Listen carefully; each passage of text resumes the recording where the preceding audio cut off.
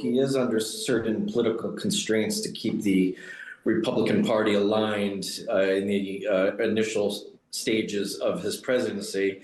And furthermore, he is a lame duck president unless he finds a legal or constitutional loophole to run for a third term. He is constrained by the fact that he is in a second term and that he is in a legacy building mode. So that combined with the two elections that are coming up in 2025 and 2026, plus rising debt. I believe the debt level in the United States is at $36.6 trillion and rising rapidly. Now, the US-UK special relationship has been put under more strain than we've known for decades due to Donald Trump's America First doctrine. The Henry Jackson Society has published a report today on how best to advance the relationship, which hangs in the balance. Darren Spinck, who authored the report, joins me now. You've been holding an evening session on your report. I know, and I'm keen to get some thoughts from you. We always knew, didn't we, that Donald Trump would want to promote an America First agenda. We could see it coming. But I wonder if you think the British government has still been caught out on this, that Trump has acted more quickly and more decisively and actually more strongly than the UK would have predicted.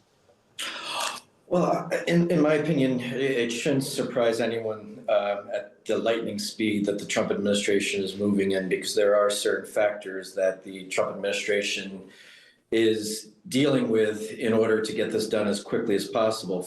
First and foremost, there are domestic political implications. There's a off-year gubernatorial election in New Jersey and in Virginia in November of this year, and then there are the midterm elections in 2026. So he is under certain political constraints to keep the Republican Party aligned in the initial stages of his presidency. And furthermore, he is a lame duck president unless he finds a legal or constitutional loophole to run for a third term. He is constrained by the fact that he is in a second term and that he is in a legacy building mode. So that combined with the two elections that are coming up in 2025 and 2026, plus rising debt. I believe the debt level in the United States is at $36.6 trillion and rising rapidly, are the main factors that have led to the extremely fast reconfiguration of not only defense, but trade, as well as possibly monetary policies, not only for the United States and its partners, but globally as well. Okay, all right. So how does Keir Starmer meet all of these challenges? Well, I would suggest focusing on two policy areas primarily. First, trade, and second, connectivity. As it relates to trade, I think the United Kingdom is moving in the right direction. Reports today indicate that the United States is close to finalizing deals with Japan, India, South Korea, and possibly Australia. So the completion of a bilateral trade agreement, which would then potentially lead to a free trade agreement between the United States and the United Kingdom, it is in line with the Trump administration's focus on hemispheric defense and hemispheric trade.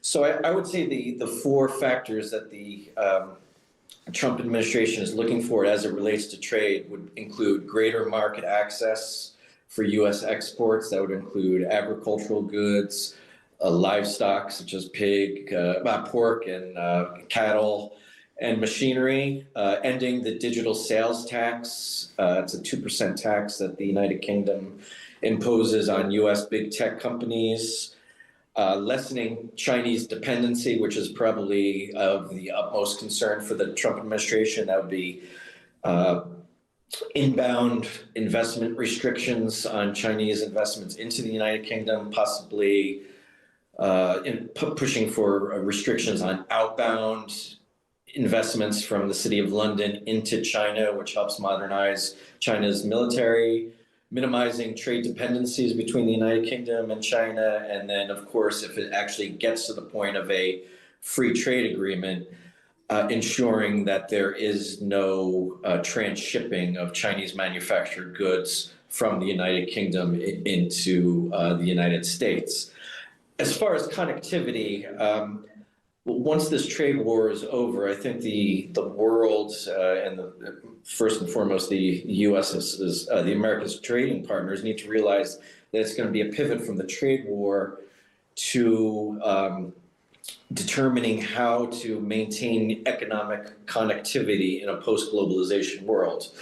And in that respect, I would encourage the Starmer government to work very closely with Washington to help diversify existing transit corridors to minimize leverage from China and other adversarial countries. That would include modernizing infrastructure in the IMEC corridor, which would be the transit corridor going from India through the Middle East into Europe, and then the middle corridor, which would be China to Europe through Central Asia. Okay. And then finally, another issue that is of great national security importance to the United States and the United Kingdom is ensuring that there are diverse and secure sources of rare earth elements, which are needed for manufacturing of every advanced technology, from your telephone to advanced missile systems in the defense sector. Okay, and it should be part of the UK's role here to make sure that they can do what with rare earths? How do they fit into that? Because that's not normally a discussion the UK is involved in. We know that Donald Trump's obviously close to signing this rare earth and minerals deal with Ukraine for this reason. So there isn't that sort of over dependence on China. Yes. Well, China in the past year has initiated restrictions on the export of rare earths to the United States, and I believe there are restrictions to the United Kingdom and Europe as well.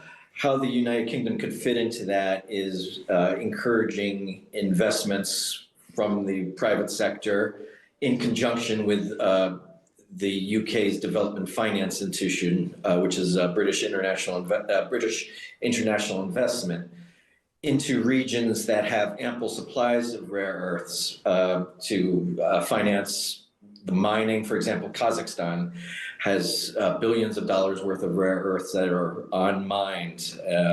That would require setting up mining operations within Kazakhstan, and then working on infrastructure within Kazakhstan to export the mined rare earth elements to third-party countries for processing. Okay. So it's a combination of not only the mining aspect of investment, but also the infrastructure for the transport of the mined but unprocessed rare earths. All right. Well, look, thank you so much for being with us. Some interesting stuff to digest there. Darren Spinck, who is Associate Fellow at the Henry Jackson Society, authored that report on how to try and navigate around Donald Trump's America First doctrine. Thanks for joining us, Darren. Appreciate it.